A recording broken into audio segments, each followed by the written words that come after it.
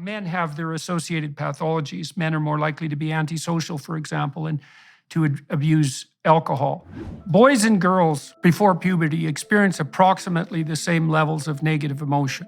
So that would be primarily anxiety and emotional pain, or even sometimes susceptibility to physical pain. And emotions like frustration and disappointment and shame and guilt and self-consciousness are all part of that network of negative emotion. Now, what happens to girls when they hit puberty, and no one knows exactly why this is that their negative emotion levels go up. And so that on average, biologically mature women are more sensitive to negative emotion than biologically mature men. And that kicks in at puberty. Now, there's a variety of explanations for that, but no one knows for certain. And here's some of them. Okay, so first of all, sexual dimorphism and physical strength really emerges at puberty. So boys and girls are pretty evenly matched physically, but once puberty kicks in, boys are taller, stronger, heavier, and they're much stronger in terms of upper body strength.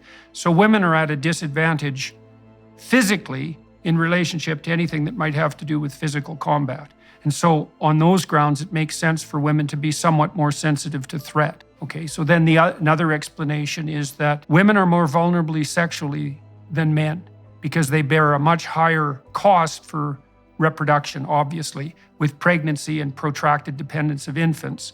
And so they're more vulnerable on the sexual front, so it makes sense for them to be more sensitive to any threat that's associated with sexual activity.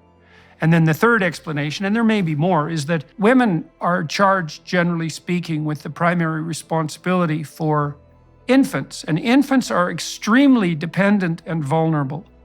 And so you could make a case that adult women's nervous systems are actually adapted for the mother-child dyad and not for the, say, emotional well-being of the individual woman. And a woman needs to be threat sensitive because she's going to be taking care of infants and extremely dependent children, and it makes sense for her to be more cognizant of threats as a consequence, even though the negative consequence of that for women and all of this is that women are much more likely to suffer from depression and anxiety than men. Cross-culturally, it's between 3-to-1 and 5-to-1. Now, men have their associated pathologies. Men are more likely to be antisocial, for example, and to abuse alcohol. But women predominate on the negative emotion side. And so it's very common for young women to experience high levels of negative emotion and for those emotions to be focused on their body. Because another thing that's characteristic of female negative emotion is that the self-consciousness associated with that tends to focus very particularly on body shame and self-consciousness. And that might be because women are evaluated more rigorously on the basis of their physical appearance than men. Men are evaluated more harshly, sexually, let's say, on the performance side, with regard to socioeconomic status and so forth.